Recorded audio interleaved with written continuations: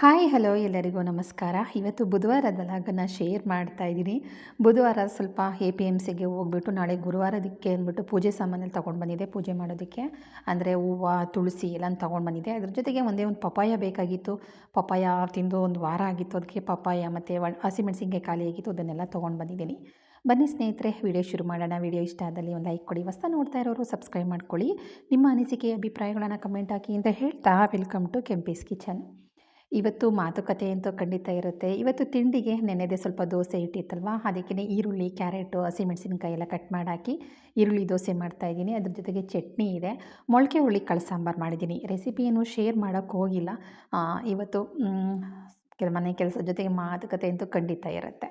ಜೀವನದಲ್ಲಿ ಎಲ್ಲ ಹೆಣ್ಮಕ್ಳಾಗಲಿ ಗಂಡು ಮಕ್ಕಳಾಗಲಿ ಎಷ್ಟೋ ದೇವರುಗಳನ್ನು ನಾನು ಸುತ್ತಿದ್ದೀನಿ, ಎಷ್ಟೋ ಹೋಮ ಮಾಡಿಸಿದ್ದೀನಿ, ಹರಕೆಗಳನ್ನು ಕಟ್ಕೊಂಡಿದ್ದೀನಿ. ದಿನ ವ್ರತ ಪೂಜೆ ಏನಾದರೂ ಒಂದು ಮಾಡ್ತಾನೆ ಇರ್ತೀವಿ. ನನ್ನ ಮನೆ ದೇವರು ಕೈ ಹಿಡಿಲಿಲ್ಲ, ನನ್ನ ಇಷ್ಟ ದೈವ ಕೈ ಹಿಡಿಲಿಲ್ಲ, ನನ್ನ ಕುಲ ದೇವರು ಸಹ ಕೈ ಹಿಡಿಲಿಲ್ಲ. ನಾನು ಯಾವುದೇ ದೇವರು ಗುರುಗಳಾದರೂ ಸರಿ ನನ್ನ ಕೈ ಹಿಡ್ದಿಲ್ಲ. ಯಾಕೋ ಏನೋ ಗೊತ್ತಿಲ್ಲ, ಯಾವುದೇ ಕೆಲಸಗಳಾದ್ರೂ ತುಂಬ ನಿಧಾನ ಆಗುತ್ತೆ. ಒಂದು ಕೆಲಸ ಒಂದು ಸಕ್ಸಸ್ನ ಕಾಣಬೇಕಾದ್ರೆ ಕಾಡಿ ಬೇಡಿ ಕೈ ಮುಗಿದು ತುಂಬ ದಿನಗಳಾದಮೇಲೆ ವರ್ಷಗಳೇ ಕಳೆದೋಗುತ್ತೆ ಒಂದು ಸಕ್ಸಸ್ ಕಾಣಬೇಕು ಅಂತಂದರೆ. ಆ ಸಕ್ಸಸ್ ಅನ್ನೋದು ಮರೆತ್ಕೊಂಡು ಅದು ಮರೀಚಿಕೆ ನನಗೆ ಕೈ ಸಿಗಲ್ಲ ಅಂತ ನಾವು ಕೈ ಬಿಟ್ಟಾಗ ಯಾವುದೋ ರೂಪದಲ್ಲಿ ಹೆಂಗೋ ಆಗಿರುತ್ತೆ. ಹೌದಲ್ವಾ, ನಾ ಈ ಕೆಲಸಕ್ಕೆ ಪ್ರಯತ್ನ ಪಟ್ಟಿದ್ನಲ್ವಾ, ಈ ಸಕ್ಸಸ್ಗೋಸ್ಕರ ನಾನು ಕಷ್ಟಪಟ್ಟಿದ್ನಲ್ವಾ ಅಂತನ್ನೋದು ಮರ್ತೇ ಹೋಗಿರುತ್ತೆ. ಆವಾಗ ನಮ್ಗೆ ಸಕ್ಸಸ್ ಕಾಣುತ್ತೆ. ಕೆಲವೊಂದು ಸಲ ನಮ್ಮ ಸಕ್ಸಸ್ ಅನ್ನೋದು ನೋಡೋದಕ್ಕೆ ಆಗೋದಿಲ್ಲ. ಟೈಮ್ ವೇಸ್ಟು, ದುಡ್ಡು ವೇಸ್ಟು, ನೆಮ್ಮದಿ ವೇಸ್ಟು. ನಿಜವಾಗ್ಲೂ ಅದು ಯಾಕೆ ಏನು ಅಂತ ನನಗೆ ಗೊತ್ತಿಲ್ಲ ಅಂತೆಲ್ಲರೂ ಇದೊಂದು ಮಾತನ್ನು ಹೇಳ್ತೀವಿ. ನಮ್ಮ ಜೀವನದಲ್ಲಿ ನಾವೇನೇ ಮ್ಯಾನಿಫೆಸ್ಟ್ ಮಾಡಿದ್ರೂ, ಏಕೆಂದರೆ ಇವತ್ತಿನ ದಿನದಲ್ಲಿ ಬೇಡಿಕೆ, ಕೋರಿಕೆ, ದೇವರು, ದಿಂಡ್ರು, ನಾವಿಡುವಂತಹ ಮಾತುಗಳು, ಆಡುವಂಥ ಮಾತುಗಳು ಪ್ರತಿಯೊಂದು ಮಾತಾಗೆ ನಿಲ್ಲುತ್ತೆ ಅನ್ನೋದು ಅಷ್ಟೇ ಸತ್ಯ. ಇದ್ರ ಜೊತೆಗೆ ನಾವು ಚಿಕ್ಕದ್ರಲ್ಲಿ ಮಾಡಿರೋ ಕರ್ಮಗಳಿದೆಯಲ್ಲ, ಅದು ಹೋದ ಜನ್ಮದ ಕರ್ಮಗಳು ನಮ್ಮ ಇವತ್ತಿನ ಜೀವನಕ್ಕೆ, ಈಗಿನ ಜೀವನಕ್ಕೆ ತುಂಬ ಅಡೆತಡೆಗಳಾಗತ್ತೆ. ಹೌದು, ನಮ್ಮ ಲೈಫಲ್ಲಿ ಸಕ್ಸಸ್ ಕಾಣಬೇಕು, ನಾವು ಏಳಿಗೆ ಕಾಣಬೇಕು, ಪ್ರತಿ ದಿನವೂ ನಾವು ಯಶಸ್ವಿಯಾಗಿ ಜೀವನ ನಡೆಸಬೇಕು, ಸಂತೋಷವಾಗಿರಬೇಕು. ಯಾವುದೇ ಕೆಲಸಕ್ಕಾದ್ರೂ ಸರಿ ಲೀಲಾಜಾಲವಾಗಿ ಆಗಬೇಕು ಕೆಲಸಗಳು. ನನಗೆ ಗೊತ್ತಿಲ್ಲ, ನನ್ನ ಕೈಲಿ ಆಗಲ್ಲ ಅಂತಿರಬೇಕಾದ್ರೆ ಯಾವ ಕಡೆಯಿಂದಾದರೂ ಸರಿ ಒಂದು ಸಹಾಯ ಹಸ್ತ ಬಂದು ಈಗೆಲ್ಲ ಹೀಗೆ ಅಂತ ದಾರಿ ತೋರಿಸ್ಬೇಕು ಅಂತ ಏನಾರು ಬಯಸಿದರೆ, ಇದೊಂದು ವಿಚಾರವನ್ನು ಎಲ್ಲರೂ ಮನದಟ್ಟು ಮಾಡ್ಕೊಂಬಿಡಿ. ಇದೊಂದು ಲೈನ್ ಕ್ಲಿಯರ್ ಆಯಿತು ಅಂತಂದರೆ ನಮ್ಮ ಲೈಫಲ್ಲಿ ಸಕ್ಸಸ್ ಅನ್ನೋದು ತುಂಬ ಬೇಗನೆ ಸಿಗುತ್ತೆ. ನಾವೇನು ಅಂದ್ಕೊಂಡರೂ ಅಚೀವ್ ಮಾಡ್ಬೋದು. ಇವತ್ತೊಂದು ದಿವಸದಲ್ಲಿ ನಾನು ಯಾರನ್ನು ಬೈದೇ ಇರಬಹುದು. ನಾವು ಬೈದಿರೋ ಬೈಗಳು ನಮಗೆ ಮರ್ತೋಗಿರುತ್ತೆ, ಬೈಸ್ಕೊಂಡಿರೋನಿಗೆ ನೆನಪಾಗಿರುತ್ತೆ. ಅವ್ವ ಹೇಳೋ ಮಾತು, ಮತ್ತಿ ನಾಲಿಗೆಯಲ್ಲಿ ಹಾಡೋದು ಮಾತು 6 ತಿಂಗಳಾಗಿದ್ರೂ ಮರೆಯೋಕ್ಕಾಗಲ್ಲ ಅಂತ ಹೇಳ್ತಾರೆ. ಅದು ಎಷ್ಟು ಸತ್ಯವಾದ ಮಾತಲ್ವ. ಜೀವನದಲ್ಲಿ ಪ್ರತಿದಿನವೂ ಈ ಕೆಲಸ ಮಾಡಿತು ಅಂತಂದರೆ ಪ್ರತಿದಿನವೂ ಖುಷಿಯಿಂದ ಇರ್ಬೋದು. ನೀವು ಅವತ್ತು ಖುಷಿಯಿಂದಿಲ್ಲ ಅಂತಂದರೆ ನಿಮ್ಗೆ ಅದು ಗೊತ್ತಾಗ್ಬಿಡುತ್ತೆ. ಮಲ್ಕೋಬೇಕಾದ್ರೆ, ಬೆಳಗ್ಗೆ ಎದ್ದೇಳಬೇಕಾದ್ರೆ ಈ ಕೆಲಸನ ನಾವು ಮಾಡಲೇಬೇಕಾಗತ್ತೆ. ನಾಳೆ ದಿನ ಚೆನ್ನಾಗಿದೆಯಾ, ಇವತ್ತಿನ ದಿನ ಖುಷಿಯಿಂದ ಇರೋಕ್ಕಾಗುತ್ತಾ ಅನ್ನೋದನ್ನು ಆ ಕ್ಷಣದಲ್ಲೇ ನಮಗೆ ಸೂಚನೆಗಳು ಗೊತ್ತಾಗ್ಬಿಡತ್ತೆ. ಬನ್ನಿ, ಸಿಂಪಲ್ ಸ್ನೇಹಿತರೆ, ಲೈಫಲ್ಲಿ ಇದನ್ನು ಪ್ರತಿಯೊಬ್ಬರು ಮಾಡಲಿ. ಪ್ರತಿದಿನವೂ ಮಾಡೋದ್ರಿಂದ ನಿಮಗೆ ಗೊತ್ತಾಗ್ತಾ ಇರುತ್ತೆ, ನನ್ನ ಲೈಫಲ್ಲಿ ಏನು ನನ್ನ ತಪ್ಪಾಗಿದೆ, ನನ್ನ ಲೈಫಲ್ಲಿ ಹೇಗೆ ನಾನು ಕ್ಲಿಯರ್ ಮಾಡ್ಕೊಳ್ತಾ ಇದ್ದೀನಿ. ನನ್ನ ಲೈಫಲ್ಲಿ ಒಂದು ಬ್ಯಾಡ್ ಲಕ್, ಒಂದು ದುರಾದೃಷ್ಟ, ಒಂದು ಶಾಪ, ಒಂದು ನೆಗೆಟಿವ್ ಏನಿದೆ ಅದು ನನ್ನಿಂದ ಹೇಗೆ ದೂರ ಆಗುತ್ತೆ, ಅದೆಲ್ಲವೂ ನಿಮಗೆ ಗೊತ್ತಾಗ್ತಾ ಹೋಗುತ್ತೆ. ಏನೂ ಇಲ್ಲ ಸ್ನೇಹಿತರೆ, ಸಿಂಪಲ್. ರಾತ್ರಿ ಮಲ್ಕೋಬೇಕಾದ್ರೆ ನಾವು ಟಿ ವಿ ನೋಡ್ತೀವಿ, ಮೊಬೈಲ್ ನೋಡ್ತೀವಿ. ಆ ಮೊಬೈಲಲ್ಲಿ 108, ಅದರಲ್ಲಿ 1-2 ಫೇಸ್ಬುಕ್, ಇನ್ಸ್ಟಾಗ್ರಾಮ್, ಯೂಟ್ಯೂಬ್, ಅದು ಇದು ಅಂದ್ಕೊಂಡು ನೋಡ್ತಾ ಚಾಟ್ ಮಾಡ್ತಾ ಕಾಲ ಕಳೀತಾ ಏನಾಗುತ್ತೆ, ಟೈಮ್ ಹೋಗೋದೇ ಗೊತ್ತಾಗೋದಿಲ್ಲ. ಆಕಳಕ್ಕೆ ಅಂತ ಆಕಳಿಸ್ಕೊಂಬಂದು ಮಲ್ಕೋತೀವಿ. ಬೆಳಗ್ಗೆ ಎದ್ದು ಕೈ ಉಜ್ಜಿ ದೇವರು ನೆನೆಸ್ಕೊಳ್ಳೋದೇ ಕಷ್ಟ ಆಗಿದೆ. ಬೆಳಗ್ಗೆ ಎದ್ದ ತಕ್ಷಣ ತಲೆ ದಿಂಬತ್ರನೇ ಇಟ್ಕೊಂಡು ಫೋನನ್ನು ಮಲಗಿರ್ತೀವಲ್ವ. ಬೆಳಗ್ಗೆ ಎದ್ದ ತಕ್ಷಣ ನೋಡೋದೆ ವಾಟ್ಸಾಪಿಂದ ಯಾರ್ದಾರ ಫೋನ್ ಬಂದಿದೆಯಾ, ಅಥವಾ ಯಾರ್ದಾದ್ರೂ ಮೆಸೇಜ್ ಬಂದಿದೆಯಾ, ಅಥವಾ ಯಾರಾದರೂ ನಂಗೆ ಕಾಲ್ ಮಾಡಿದಾರಾ, ಇದೆಲ್ಲ ನೋಡೋದೇ ಕೆಲಸ. ಇವೆರಡನ್ನ ಮೊದಲು ನಿಲ್ಲಿಸ್ಬೇಕಾಗತ್ತೆ. ನನಗೋಸ್ಕರ ಆ ಒಂದು ದಿನ ಕೊನೆ ಆಗೋದು, ದಿನ ಶುರುವಾಗೋದನ್ನು ನಮಗೋಸ್ಕರ ಅಂತ ಇಟ್ಕೊಂಡ್ಬಿಡ್ತು ಅಂತಂದರೆ ಇಡೀ ದಿನ ಸಂತೋಷವಾಗಿರ್ಬೋದು. ಸಿಂಪಲ್ ಜಸ್ಟ್ 5-5 ನಿಮಿಷ ಇಲ್ಲ 10 ನಿಮಿಷದ ಕೆಲಸ ಅಷ್ಟೇ. ರಾತ್ರಿ ಮಲಗೋ ಮುನ್ನ ನಿಜವಾಗ್ಲೂ ಇವತ್ತು ನಾನು ಯಾರಿಗೆ ತೊಂದರೆ ಆಗಿದೆ ನನ್ನಿಂದ, ನನಗೆ ಯಾರು ತೊಂದರೆ ಕೊಟ್ಟಿದ್ದಾರೆ, ನನಗೆ ಯಾರು ಸಹಾಯ ಮಾಡಿದ್ದಾರೆ, ನಾನು ಯಾರಿಗೆ ಸಹಾಯ ಮಾಡಿದ್ದೀನಿ, ಇಷ್ಟನ್ನು ನೆನೆಸ್ಕೊಂಡು ಎಲ್ಲರಿಗೂ ಒಂದು ಥ್ಯಾಂಕ್ ಯು ಹೇಳಿ. ಯಾರಿಂದ ನಿಮ್ಮ ತೊಂದರೆ ಆಗಿದೆ ಅವ್ರಿಗೂ ಸಹ ಥ್ಯಾಂಕ್ಸ್ ಹೇಳಿ ಇನ್ನೊಂದು ದಿನ ಈ ಥರ ತೊಂದರೆ ಆಗದಿರೋ ನೋಡ್ಕೊ. ಇವತ್ತು ದಿನ ನೀ ಕೊಟ್ಟಿದ್ದೀಯಾ, thank you universe, thank you ಭಗವಂತ. ನಾಳಿನ ದಿನ ಸಂತೋಷವಾಗಿರಬೇಕು. ಇವತ್ತು ಸಂತೋಷವಾಗಿದ್ದ ಹಾಗೆ ನಾಳೆ 2 ಪಟ್ಟು ಸಂತೋಷ ಆಗಬೇಕು. ಜೊತೆಗೆ ನೋವು ಅನ್ನೋದು, ದುಃಖ ಅನ್ನೋದು ಯಾವತ್ತಿಗೂ ನನ್ನ ಹತ್ರ ಬರಬಾರ್ದು. ನಾಳೆ ನನ್ನಿಂದ ಯಾವ ತಪ್ಪನ್ನು ಮಾಡಿಸ್ಬೇಡ, ನಾನು ಮಾಡಿರೋ ತಪ್ಪನ್ನು ದಯವಿಟ್ಟು ಕ್ಷಮಿಸು ಅಂತ ಭಗವಂತನ ಹತ್ರ ಹೇಳ್ತಾ ನೀವು ಹಾಗೆ ನಿದ್ರೆ ಮಾಡ್ಬೋದು. ನಿದ್ರೆ ಬರುತ್ತೆ, ಬೆಳಗ್ಗೆ ಎದ್ದೇಳ್ತೀರಾ, ಮೊಬೈಲ್ ಅಂತೂ ಖಂಡಿತ ನೋಡಬೇಡಿ. ಹಾಸಿಗೆ ಮೇಲೆ ಎದ್ದೇಳೋಕ್ಕೂ ಮುಂಚೆ, ಕಣ್ಣು ಬಿಡೋದಕ್ಕೂ ಮುಂಚೆ 2 ಅಂಗೈಯನ್ನು ಉಜ್ಜಿ ಕಣ್ಣಿಗೆ ಒತ್ಕೊಂಡು ಭಗವಂತನ ಅದೇ ಪ್ರಾರ್ಥನೆಯನ್ನು ಕೇಳಿ. ಇವತ್ತೊಂದು ದಿನ ನಾನು ಖುಷಿಯಿಂದ ಕಳಿಬೇಕು, ಅದೇ ಪ್ರಾರ್ಥನೆಯನ್ನು ದೇವ್ರ ಮುಂದೆ ಇಡಬೇಕಾಗತ್ತೆ. ಇವತ್ತೊಂದು ದಿನ ನಾನು ತುಂಬ ಖುಷಿಯಿಂದ ಕಳಿಬೇಕು, ಸಂತೋಷದಿಂದ ಕಳಿಬೇಕು. ನನ್ನಿಂದ ಯಾರಿಗೂ ತೊಂದರೆ ಆಗೋದು ಬೇಡ, ನನಗೆ ಏನೇ ತೊಂದರೆ ಬಂದರೂ ನೀನೇ ಕಾಪಾಡು.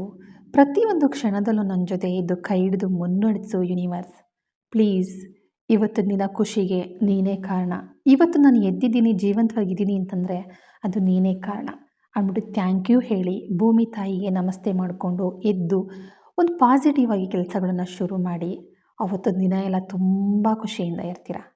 ಖಂಡಿತವಾಗ್ಲೂ ಅಮ್ಮ ಕೂಗಿದ್ರು, ಗಂಡ ಕೂಗ್ದ, ಮಕ್ಕಳು ಎಬ್ಬರಿಸಿದ್ರು, ಅತ್ತೆ ಮಾವ ಕೂಗ್ತಾ ಇದ್ದಾರೆ, ತುಂಬ ಕೆಲಸಗಳಿದ್ದಾವೆ, ಗಡಿಬಿಡಿಯಲ್ಲಿ ಯಾವ ಕಡೆ ಎದ್ದೆ ಯಾವ ಕಡೆ ಬಿದ್ದೆ ಅನ್ನೋದೇ ಗೊತ್ತಾಗಿಲ್ಲ.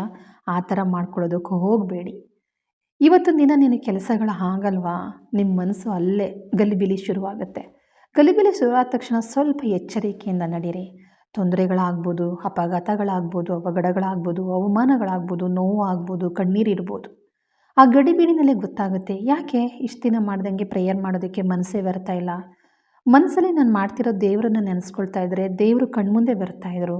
ಇವತ್ತು ಯಾಕೋ ನೆಗೆಟಿವ್ ಥಾಟೇ ಬರ್ತಾ ಇದೆಯಲ್ಲ ಅಂತ ಅಂದಾಗ, ಆ ನೆಗೆಟಿವ್ ಥಾಟ್ ಕಣ್ಮುಂದೆ ಬಂದಾಗ ನೀವು ಎಚ್ಚರಿಕೆಯಿಂದ ಆ ದಿನನ ಕಳೆದ್ಬಿಡಿ. ಯಾವ ಕಡೆಯಿಂದ ಫ್ರೆಂಡ್ಗಳ ಕಡೆಯಿಂದ ತೊಂದರೆ ಆಗ್ಬೋದು, ಬಂಧು ಬಳಗಗಳಿಂದ ತೊಂದರೆ ಆಗ್ಬೋದು, ಗೊತ್ತಿಲ್ಲದವರಿಂದ ತೊಂದರೆಗಳಾಗುತ್ತೆ, ನಮಗೆ ಯಾರಂತಲೇ ಗೊತ್ತಿರೋದಿಲ್ಲ, ಅವ್ರುಗಳಿಂದ ಅವಮಾನಗಳಾಗುತ್ತೆ, ನೋವುಗಳಾಗುತ್ತೆ. ಅಂಥ ತೊಂದರೆಗಳನ್ನು ಖಂಡಿತ ತಂದ್ಕೊಳ್ಳೋಕೆ ಹೋಗಬೇಡಿ. ಜಸ್ಟ್ ಇದನ್ನು ಮಾಡಿ ನೋಡಿ. ಪ್ರತಿದಿನವೂ ನಾವು ಖುಷಿಯಿಂದ ಇರ್ಬೋದು, ಪ್ರತಿದಿನವೂ ಸಂತೋಷದಿಂದ ಇರಬಹುದು. ಒಬ್ಬ ವ್ಯಕ್ತಿ ನಮಗೆ ಒಳ್ಳೇದು ಮಾಡ್ತಾ ಇದ್ದಾನೆ ಅಂತಂದರೆ ಒಂದು ಥ್ಯಾಂಕ್ ಯು ಹೇಳಿ. ಒಬ್ಬ ವ್ಯಕ್ತಿ ನಮಗೆ ಕೆಟ್ಟದ್ದು ಮಾಡಿದ್ದಾನೆ ಅಂತಂದರೆ ಅವ್ರಿಗೂ ಥ್ಯಾಂಕ್ಸ್ ಹೇಳಿ. ಜೊತೆಗೆ ನಾವು ಒಬ್ಬ ವ್ಯಕ್ತಿಗೆ ಒಳ್ಳೇದು ಮಾಡಿದ್ದೀವ, ಒಬ್ರಿಗೆ ಬೈದಿದ್ದೀವ, ಅವ್ರಿಗೆ ಸಾರಿ ಕೇಳಿ. ಒಳ್ಳೇದು ಮಾಡಿದ್ದೀವ, ಅವ್ರಿಗೆ ಥ್ಯಾಂಕ್ ಯು ಹೇಳಿ ಭಗವಂತನಿಗೆ, ನನ್ನ ಕೈಯಿಂದ ಒಳ್ಳೇದು ಮಾಡಿಸ್ದೆ ಅಂತ. ಇಷ್ಟು ಕೆಲಸ ಮಾಡಿದ್ರೆ ನಿಜಕ್ಕೂ ಆ ದಿನ ತುಂಬ ಸಂತೋಷವಾಗಿ ಕಳಿತೀರ. ಮುಂದಿನ ನಮ್ಮ ಜೀವನಕ್ಕೆ ಒಂದು ಅಡೆತಡೆಗಳು ಬರೋದಿಲ್ಲ. ಲೈಫಲ್ಲಿ ನಾವು ಚಿಕ್ಕದ್ರಲ್ಲಿ ಏನು ಕರ್ಮಗಳು ಮಾಡಿದ್ದೀವಿ ಅಂತ ನಮಗೆ ಗೊತ್ತಿರೋದಿಲ್ಲ ಸ್ನೇಹಿತರೆ. ನಮ್ಮ ಲೈಫಲ್ಲಿ ಒಂದು ಅಚೀವ್ಮೆಂಟ್ ಕಾಣಬೇಕಾದ್ರೆ ನಮ್ಮಲ್ಲಿರುವಂತಹ ಬ್ಲ್ಯಾಕ್ಗಳನ್ನು ನಾನು ತೆಗೆದಾಕಬೇಕಾಗತ್ತೆ. ಏನಪ್ಪ ನಾವು ತುಂಬ ಒಳ್ಳೆಯವಳು, ನಾನು ಯಾರಿಗೂ ಅನ್ಯಾಯ ಮಾಡಿಲ್ಲ ಅಂತ ನೀವು ಅನ್ಬೋದು. ಒಂದು ಪ್ರೀತಿ, ಒಂದು ದ್ವೇಷ, ಒಂದು ಅಸೂಯೆ, ಚಿಕ್ಕಪ್ಪ ಚಿಕ್ಕಮ್ಮ, ಅತ್ತೆ ಅಜ್ಜಿ ತಾತ, ಪಕ್ಕದ ಮನೆಯವರು, ಎದುರುಗಡೆ ಮನೆಯವರು, ನಮ್ಮ ಪರಿಚಯ ಇರೋರು, ನಮ್ಗೆ ಗೊತ್ತಿಲ್ಲದವರು, ಗೊತ್ತಿರೋರು, ಜೊತೆಗೆ ಓದಿದ್ದವರು, ಇವ್ರಿಗೆಲ್ಲ ನಾವು ಚಿಕ್ಕದ್ರಿಂದ ನಾವು ತೊಂದರೆ ಕೊಟ್ಟಿರ್ತೀವಿ. ನಮಗೆ ಗೊತ್ತಿಲ್ಲದಿರ ಅವ್ರ ನೋವನ್ನು ಅನುಭವಿಸಿರ್ತಾರೆ, ಕಣ್ಣೀರನ್ನು ಇಟ್ಟಿರ್ತಾರೆ. ಆ ಒಂದು ನಿಟ್ಟೀಸರು ನಮ್ಮ ಜೀವನಕ್ಕೆ ನಿಜವಾಗ್ಲೂ ಒಂದು ಕೆಟ್ಟದ್ದೇ ಆಗೋದೇ ಹೊರತು ಒಳ್ಳೆಯದಂತೂ ಆಗೋದಿಲ್ಲ. ಇದನ್ನು ನೆನಪಲ್ಲಿ ಇಟ್ಕೊಳ್ಳಿ ಸ್ನೇಹಿತರೆ. ಪ್ರತಿದಿನವೂ ಎದ್ದ ತಕ್ಷಣ ರಾತ್ರಿ ಮಲಗಬೇಕಾದ್ರೆ ಈ ಒಂದು ಕೆಲಸನ ತಪ್ಪದಿರ ಮಾಡಿ ಖಂಡಿತ ಇಡೀ ದಿನ ಸಂತೋಷವಾಗಿರ್ತೀರ. ಒಂದು ಕೃತಜ್ಞತೆ ಅಂತ ಅನ್ನೋದು ಪ್ರತಿಯೊಬ್ಬರಿಗೂ ಇರಬೇಕು. ನಾವೆಷ್ಟು ಒಬ್ಬರಿಗೆ ಕೃತಜ್ಞತೆಯಿಂದ ಇರ್ತೀವೋ ನಾವು ಅಷ್ಟು ಜೀವನದಲ್ಲಿ ಯಶಸ್ಸನ್ನು ಕಾಣ್ಬೋದು. ಹೌದು, ಬೇಕು ಬೇಡಗಳನ್ನು ಕೇಳುವ ಮುನ್ನ, ದೇವರ ಹತ್ರ ಪ್ರಾರ್ಥನೆಯನ್ನು ಇಡುವ ಮುನ್ನ ಫಸ್ಟು ನಮ್ಮ ತಪ್ಪನ್ನು ನಾವು ಒಪ್ಕೋಬೇಕು. ನಮಗೆ ಒಳ್ಳೇದು ಮಾಡಿರೋರಿಗೆ ಒಂದು ಕೃತಜ್ಞತೆಯನ್ನು ಸಲ್ಲಿಸಬೇಕು.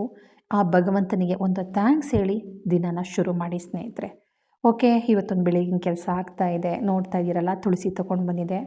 ಮಳೆಗಾಲ ಅಲ್ವಾ, ಫುಲ್ಲು ನೆಂದೋಗಿತ್ತು. ಹೂವು ಅಂತೂ ಕೇಳಲೇಬೇಡಿ. ಇನ್ನು ತರಕಾರಿಗಳಂತೂ ಏನೂ ತಂದಿಲ್ಲ, ಯಾಕೆಂದರೆ ಮಳೆಯಲ್ಲಿ ಎಲ್ಲ ಕರಗ್ದಂಗೆ ಆಗಿಬಿಟ್ಟಿತ್ತು. ಬೇಕಾಗಿರೋದನ್ನು ಅಂಗಡಿಯಿಂದ ಡೈರೆಕ್ಟಾಗಿ ತಂದು ಮಾಡಿಕೊಂಡ್ರೆ ಆಯಿತು ಅಂತಂದ್ಬಿಟ್ಟು ಬೇಕಾಗಿರೋದು ಇಷ್ಟೇ. ಶುಂಠಿ ತೊಗೊಂಡು ಬಂದಿದ್ದೀನಿ. ಸಿಕ್ಕಾಬಟ್ಟೆ ಮಣ್ಣು ಅಂದರೆ ಹೇಳೋಕ್ಕಾಗೋದಿಲ್ಲ. ಅದಕ್ಕೋಸ್ಕರ ಸ್ವಲ್ಪ ಉಪ್ಪನ್ನು ಹಾಕಿ ಉಪ್ಪನ್ನು ಒಂದು ಅರ್ಧ ಗಂಟೆ ನೀರಲ್ಲಿ ನೆನೆ ಹಾಕಿ ಕ್ಲೀನ್ ಮಾಡಿಕೊಂಡು ಬಾಕ್ಸ್ಗೆ ಹಾಕ್ಕೊಂಡ್ರೆ ಆಯಿತು ಅಂದ್ಬಿಟ್ಟು ನೆನೆ ಹಾಕ್ತಾಯಿದ್ದೀನಿ. ಇನ್ನು ಹಸಿಮೆಣಸಿನ್ಕಾಯಿ ತೊಟ್ಟೆಲ್ಲ ತೆಗೆದಾಯಿತು. ಹೂವನ್ನೆಲ್ಲ ನಾಳೆ ಬಿಡ್ಸೋಕ್ಕಾಗಲ್ಲ ಅಂದ್ಬಿಟ್ಟು ಇವತ್ತೇ ಸಿಂಗಲಾಗಿ ಒಂದೊಂದೇ ಹೂವು ಎಲ್ಲನೂ ಬಿಡಿಸಿಟ್ಕೊಂಡ್ಬಿಡ್ತಾಯಿದ್ದೀನಿ. ದೇವ್ರ ಫೋಟೋಗೆ ಹಾರ ಹಾಕೋಕ್ಕೂ ಆಗೋದಿಲ್ಲ, ಸಿಂಗಲಾಗೆ ಮುಡಿಸ್ಬೇಕು, ಆ ಕಾರಣಕ್ಕೋಸ್ಕರ. ಇನ್ನು ನಮ್ಮ ಗುರುಗಳು ಫೋಟೋಕ್ಕೆ ಮೊಳೆ ಹೊಡೆಯೋಕ್ಕಾಗೋದಿಲ್ಲ, ಸಿಂಗಲಾಗೆ ಹೂ ಮುಡಿಸ್ಬೇಕು. ಸ್ನೇಹಿತರೆ, ಇವತ್ತಿನ ವಿಡಿಯೋ ಏನು ಅನ್ನಿಸ್ತು ಖಂಡಿತ ಕಮೆಂಟ್ ಹಾಕಿ. ಕಮೆಂಟ್ ಹಾಕ್ತಾನೆ ಇರಬೇಡಿ. ಲೈಫಲ್ಲಿ ಒಂದು ಯಶಸ್ಸನ್ನು ಕಾಣಬೇಕು ಅಂತಂದರೆ ಖಂಡಿತ ಈ ಒಂದು ಗ್ರ್ಯಾಟಿಟ್ಯೂಡ್ ಇರಲೇಬೇಕು ಪ್ರತಿಯೊಬ್ಬರಿಗೂ. ಇಲ್ಲ ಅಂತಂದರೆ ತುಂಬಾ ಕಷ್ಟ. ಪರೀಕ್ಷೆ ಮಾಡಿ ನೋಡಿ ಸ್ನೇಹಿತರೆ, ಲೈಫಲ್ಲಿ ನಾವು ಏಳಿಗೆ ಕಾಣ್ತೀವಿ. ಜಸ್ಟ್ 5 ನಿಮಿಷ 10 ನಿಮಿಷ ಟೈಮಿಗೆಲ್ಲ ಟೈಮ್ ಕೊಟ್ಬಿಡ್ತು ಅಂದರೆ ಎಷ್ಟು ಒಳ್ಳೇದಲ್ವ. ಯಾವ್ಯಾವುದಕ್ಕೋ ಟೈಮ್ನ ಅರ್ಧ ಗಂಟೆ 1 ಅವರ್ 2 ಅವರ್ಸ್ ಎಲ್ಲ ಟೈಮನ್ನು ಕಳಿತೀವಿ. ನಮಗೋಸ್ಕರ, ನಮ್ಮ ಏಳಿಗೆಗೋಸ್ಕರ, ನಮ್ಮ ಸಂತೋಷಕ್ಕೋಸ್ಕರ ಜಸ್ಟ್ 10 ನಿಮಿಷ ಟೈಮ್ ಕೊಡೋಕ್ಕಾಗೋದಿಲ್ವಾ? ಖಂಡಿತ ಕೊಡಿ. ಯಾಕೆಂದರೆ ನಾನು ಈ ಪ್ರಯತ್ನನ ತುಂಬ ದಿನಗಳಿಂದ ಮಾಡ್ತಾಯಿದ್ದೀನಿ. ಮಧ್ಯದಲ್ಲಿ ಎಷ್ಟೋ ದಿನ ಮಿಸ್ ಮಾಡಿಕೊಂಡಾಗ ಆ ದಿನ ಎಲ್ಲ ನೆಮ್ಮದಿನೇ ಇರೋದಿಲ್ಲ. ಸಡನ್ನಾಗಿ ಎದ್ದಿಡೋದು, ಸಡನ್ನಾಗಿ ಏನೋ ಒಂದು ಕೆಲಸ ಇದೆ ಎದ್ಬಿಡೋದು, ಆ ಒಂದು 5 ನಿಮಿಷದ ಕೆಲಸನೂ ಸಹ ನಾನು ಮಾಡ್ತಾಯಿರಲಿಲ್ಲ. ಆವತ್ತಿನ ದಿನ ಎಲ್ಲ ಫುಲ್ಲು ನಮಗೆ ಹಿಂಸೆಗಳಾಗ್ತಾಯಿತ್ತು. ಒಂದು ಕತೆ ಹೇಳಿದೆ, ನನ್ನದು ಆಕ್ಸಿಡೆಂಟ್ ಕತೆ. ನನಗೆ ಆಕ್ಸಿಡೆಂಟ್ ಆಗಬೇಕಾದ್ರೆ ನನಗೆ ಒಳ ಮನಸ್ಸು ಹೇಳ್ತಾ ಇತ್ತು, ಎಸ್, ಈ ಒಂದು ಕ್ರಾಸಿಂಗ್ ಇದೆ ಅನ್ನೋದಕ್ಕೂ ಮುಂಚೆ ಸೂಚನೆ ಕೊಡ್ತಾ ಬಂದರು. ಗಾಡಿ ಹತ್ತಿದ್ದೀನಿ. ಗಾಡಿ ಹತ್ತಕ್ಕೆ ಹೋಗಬೇಕಾದ್ರೆ ಫಸ್ಟು ನಮ್ಮ ಮನೆ ಕೀ ಕೆಳಗಡೆ ಬಿತ್ತು.